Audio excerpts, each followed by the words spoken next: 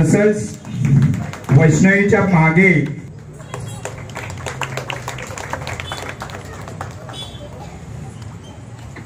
आपण नाट्यारंभ school of art हे 2020 साली खरं तर सुरू झालं आणि 4 मुलांना घेऊन मी या संस्थेची सुरुवात केली आणि माझी पहिली विद्यार्थिनी जी मानसी शिरोडकर जिने आता सुरुवातीचं जे नृत्य गजानना गणराया सादर केलं होतं तर ती माझी पहिली विद्यार्थिनी आणि याचं श्रेय माझ्या आईबाबांसोबत तिच्या आईबाबांना सुद्धा मी देते की त्यांनी मला प्रोत्साहन दिलं की मी नृत्य शिकवू शकते. हा एक कॉन्फिडन्स त्यांनी मला दिला, याबद्दल त्यांचे देखील मनस्वी आभार. आणि या 3 वर्षात आम्ही काय केलं की मला त्या 7 मुलांना घडवायचं होतं, त्यामुळे त्यांच्यावर मी माझे शिक्षण जे द्यायचं होतं ते प्रक्रिया सुरू केली आणि त्यांनी मला अभिमान वाटतो आज की मानसी शिरोडकर आणि आरल मोर्जे यांनी 2 वेळा अनास म्हणजे अखिल नटराजन सांस्कृतिक संस्था नागपूर यांनी कोविड काळात वर्ल्ड डान्सर्स ऑलिम्पियड ऑर्गनाईज केलं होतं आणि त्यात वेगवेगळ्या एज ग्रुप्समध्ये ही स्पर्धा झाली होती. तर त्यात all over the country as well as outside the country म्हणजे सिंगापूर, इंडोनेशिया, US, UK इथून त्या वयोगटातील मुलं आपलं नृत्य सादर करत होती आणि त्यात मानसी शिरोडकर आणि आरल मोर्जे यांनी द्वितीय व तृतीय बक्षीस प्राप्त केलं.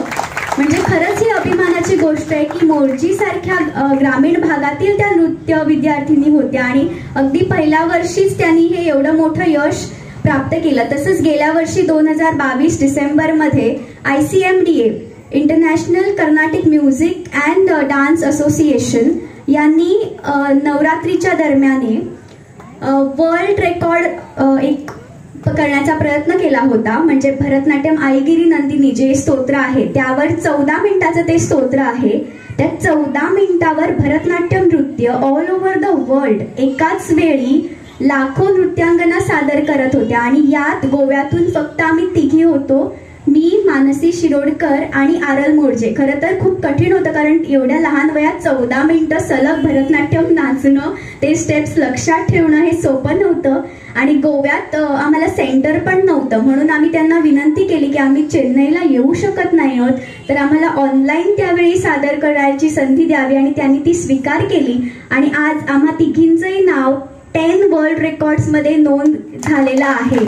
त्यामुळे त्यांचं पुन्हा एकदा इथे मी अभिनंदन करते. तसंच आत्ताच्या ज्या विद्यार्थिनी आहेत नवीन ज्या आत्ताच माझ्याकडे प्रवेश घेतलेला आहे, मी इथे आज सर्व पालकांना खात्री देते की नक्कीच त्यांचं राज्यस्तरीवर आंतरराष्ट्रीय स्तरावर नाव होईल याचा मी पूर्ण प्रयत्न करेन. त्याचं प्रशिक्षण माझ्या परीने जितकं चांगलं देता येईल तितकं मी करेन. कारण माझी 12वी सायन्स झाली तेव्हा खरं तर सगळ्यांनाच माझे आईबाबा पण उच्च शिक्षित असल्यामुळे नक्कीच सगळ्यांना वाटतं की आपली मुलगी डॉक्टर, इंजिनियर व्हावी आणि मी अबाव 80 वाली स्टुडंट होते. पण माझ्या आईबाबांनी मला ती मोकळीक दिली की तुला जे आवडतं ते कर आणि मी डान्समध्ये बॅचलर्स करायचं ठरवलं. खरं तर सोपा निर्णय नक्कीच नव्हता कारण आपल्या समाजात असं असतं की हा तू हुशार आहेस म्हणजे तू डॉक्टर किंवा इंजिनियरच झाली पाहिजेस. पण आईबाबांनी मला तुला जिथे आनंद मिळतो ते तू कर आणि आम्ही तुझ्या पाठीमागे आहोत हे सांगितलं. आणि मी जेव्हा बॅचलर्स ऑफ भरतनाट्यम झाले तर मला एक ठरवलं होतं की जे पण मी करेन अगदी आर्ट्स का असेना ते मी पूर्ण मन लावून करेन. आणि मुंबई युनिव्हर्सिटीत म्हणजे कवी कुलगुरू कालिदास संस्कृत युनिव्हर्सिटीमध्ये मी डॉक्टर संध्या पुरेछाजी म्हणजे ज्या संगीत नाटक अकादमीच्या चेअरपर्सन आहेत त्यांच्या मार्गदर्शनाखाली मी माझं बॅचलर्स भरतनाट्यम मध्ये केलं मुंबईला जाऊन आणि त्यात मी गोल्ड मेडलिस्ट म्हणजे गोल्ड मेडल मला प्राप्त झालं.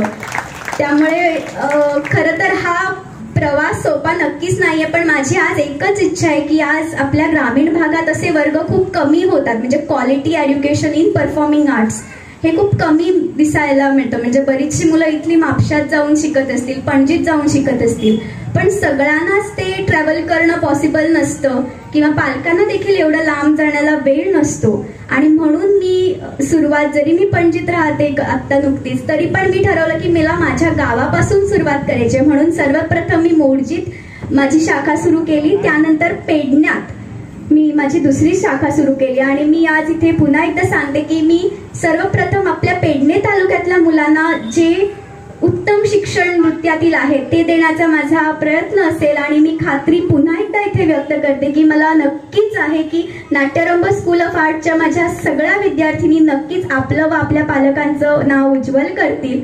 आणि मी थोडं जास्त बोलतेय, थोडा वेळ घेते सर, पण मला हे खूप महत्वाचं वाटतं की आज इथे जितके पालक आहेत त्यांच्यासाठी एकदा जोरदार टाळ्या झाल्या पाहिजेत. कारण त्यांना माहिती आहे की मी सारखं एक मेसेज करून कॉस्ट्यूम हे ते त्यांना सांगत असते. त्यामुळे खरंच आईबाबांची धावपळ होत असेल त्यांना इथे आणण्यात. प्रत्येककडे आमचे आता कार्यक्रम होत आहेत, तर त्यांचं कॉस्ट्यूम, ज्वेलरी, त्यांच्या एक्स्ट्रा प्रॅक्टिसेस या सगळ्या त्यांची पण खूप धावपळ झाली आहे. त्यामुळे त्यांना पुन्हा एकदा जोरदार टाळ्या झाल्याच पाहिजेत. आणि असंच तुमचं सहकार्य मला कायम असेल याची मला खात्री आहे. ज्या ज्या गावात सध्या नृत्य शिकतात त्या मुलांना एक स्टेज मिळावी, त्यांचा कॉन्फिडन्स वाढवावा. म्हणजे आता जी कोण मुलं परवा पहिला प्रोग्राम केला, निश्चित त्याच्या दुसऱ्या दिवशी प्रोग्राम केला, आज त्यांचं कॉन्फिडन्स वाढला, त्यांच्या नृत्याचं जे कौशल्य आहे ते जास्त उठावपणे दिसतं.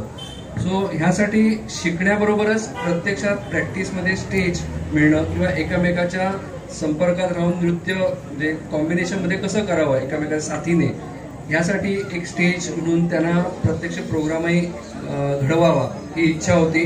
आगारडा गणेशोत्सव मंडळ यांनी ती संधी दिली आणि मुलांचाही उत्साह वाढवला, त्यांना मायेचे शब्द दिले, कौतुकाची थाप दिली. याबद्दल मी त्यांचा आभारी आहे. आणि सगळ्या पालकांना माझ्याकडे एक विनंती आहे की मुलांना एक तरी कुठचा तरी छंद असावा. म्हणजे नृत्य असेल, नाट्य असेल, वक्तृत्व असेल, कला म्हणजे चित्रकला असेल किंवा स्टोन किंवा बाकीचे क्राफ्ट जे असतात, कुठचेही क्राफ्ट, एखादी कला जरूर त्या मुलाला अंगात म्हणजे त्याच्या भिनवली पाहिजे.